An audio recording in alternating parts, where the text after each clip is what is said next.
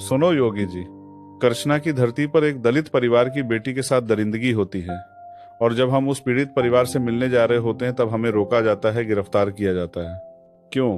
क्योंकि आपको डर है कि सच्चाई बाहर आएगी।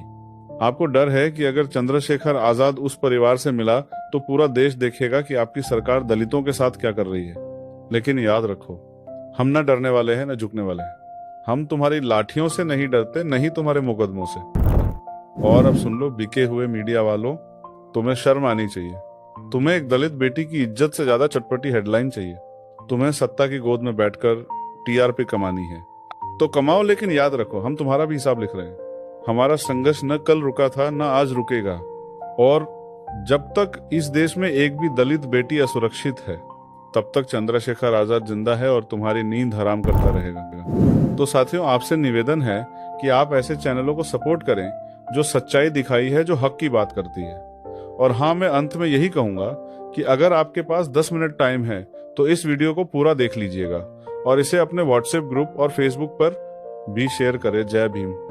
जिस दिन संविधान ने अपने ही पन्नों पर खून के धब्बे देखे, उस दिन करचना में एक दलित बेटी की चीख किसी न्यूज चैनल पर नहीं गूंजी, लेकिन वो चीख आसमान चीर गई थी। सवाल हवा में तैर रहा था, क्या ये वही भारत है जहां बाबा साहेब ने कहा था, हमारा संविधान अगर असमानता को मिटा नहीं सका तो वो सिर्फ किताबों में रहेगा। 25 जून 2025, प्रयागराज का करछना गांव। एक दलित बेटी की निर्मम हत्या। एक शख्स उस परिवार के आंसू पोंछने निकलता है, नाम चंद्रशेखर आजाद, लेकिन रास्ते में रोक लिया जाता है। सरकार चुप, मीडिया गूंगा और पुलिस तैयार। क्यों? क्या सिर्फ इसलिए कि वो चमार है या इसलिए कि वो आजाद है? 17 साल की लड़की सुबह स्कूल जाती है, शाम को खेत में लाश मिलती है। रेप, हत्या और फिर प्रशासनिक चुप्पी। एफआईआर नहीं, जांच नहीं, बस एक शांत सा बयान, प्राकृतिक मौत। परिवार टूट चुका है। माँ की चीख, हमें न्याय चाहिए साहब। सुनने वाला कोई नहीं। फिर आता है एक नाम, चंद्रशेखर आजाद। लखनऊ से निकलते हैं, नीला गमछा, आंखों में आग। लेकिन करछना पहुंचने से पहले पुलिस घेर लेती है।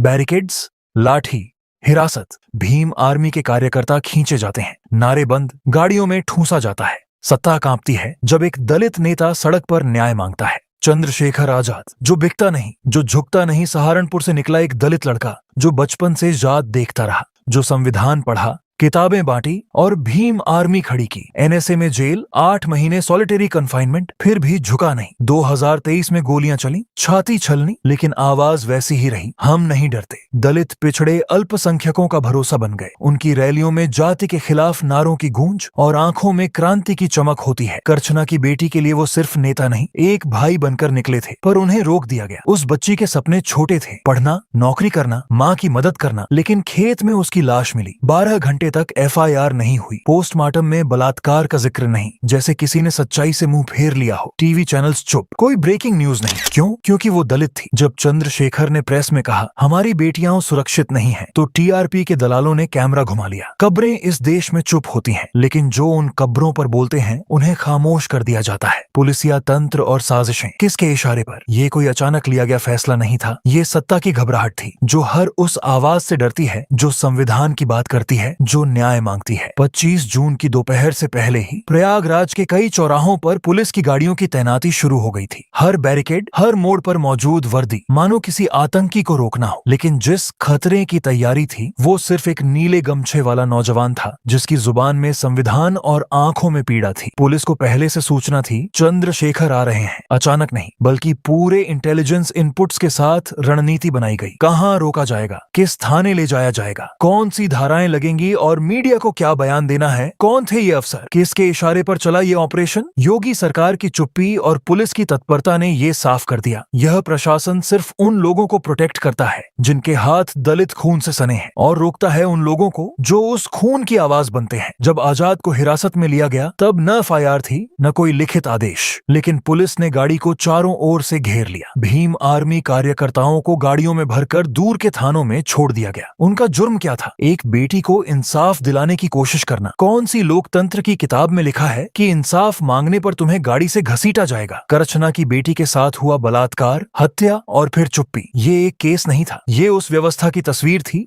जो दलितों की लाशों को आंकड़ों में छुपा देती है। और जब कोई चंद्रशेखर आजाद बनकर उन कब्रों से सवाल उठाता है तो पूरी सत्ता, पूरी व्यवस्था, पूरी पुलिस मशीनरी एकजुट हो जाती है उस आवाज को दबाने के लिए। जिस नेता के पास न करोड़ों की संपत्ति है, न बड़े उद्योगपतियों का आशीर्वाद, फिर भी सत्ता उसके नाम से कांपती है। क्यों? क्योंकि उसके पास है जनता का विश्वास। चंद्रशेखर आजाद का डर सिर्फ एक व्यक्ति का डर नहीं है, वो एक विचार है। वो उस पीढ़ी की उम्मीद है जो अब झुकेगी नहीं, जो अब माफ नहीं करेगी। सत्ता को डर इस बात का नहीं कि वो करचना क्यों जा रहा है, डर इस बात का है कि अगर वो वहां पहुंच गया तो वहां से क्रांति लौटेगी। दलितों की बेटियां जब चंद्रशेखर को देखती हैं तो उनमें सुरक्षा की झलक दिखती है। वो जानती हैं कि कोई तो है जो उनके लिए आवाज उठाने को जान जोखिम में डालता है। यही डर सरकार की नींद उड़ाता है। यह अब सिर्फ एक बेटी की लड़ाई नहीं रही, ये एक आंदोलन है जो हर गली, हर गांव में पल रहा है। करचना की बेटी अब एक प्रतीक है उस हर दलित बहन की जो चुपचाप दर्द सहती रही। अब चुप रहना गुनाह है। भीम आर्मी, आजाद समाज पार्टी और हजारों लोग अब करचना को कांशीराम नगर बनाना चाहते हैं, जहां हर दलित आवाज गूंजे, हर बच्चा बाबा साहब का सपना जिए। लाठी से नहीं, संविधान से, डर से नहीं, हक से। ये आंदोलन अब सिर्फ विरोध नहीं है, ये घोषणा है। अब हम संविधान से कम कुछ नहीं मानेंगे। अगर करचना की बेटी सावर्ण होती तो हर चैनल पर ब्रेकिंग न्यूज चल रही होती, लेकिन क्योंकि वो दलित थी, सिर्फ सन्नाटा मिला। न किसी डिबेट में उसका नाम आया, न किसी रिपोर्ट में उसकी तस्वीर। लेकिन क्योंकि वो दलित थी, सिर्फ सन्नाटा मिला। न किसी डिबेट में उसका नाम आया, न किसी रिपोर्ट में उसकी तस्वीर। मीडिया ने चंद्रशेखर की गिरफ्तारी को उपद्रवी गतिविधि बताया, जबकि वो सिर्फ न्याय मांग रहे थे। जो मीडिया चंद्रयान की हर मीटर रिपोर्ट दिखाती है, वो दलित बेटी की मौत पर मूक हो जाती है। क्यों? क्योंकि सच्चाई टीआरपी नहीं बेचती। टीवी अब सूचना नहीं देता, बल्कि सत्ता की चाटुकारिता करता है। जब हमने उस माँ की आंखों में देखा तो वहां आंसू नहीं थे, वहां राख थी, एक ऐसी आग की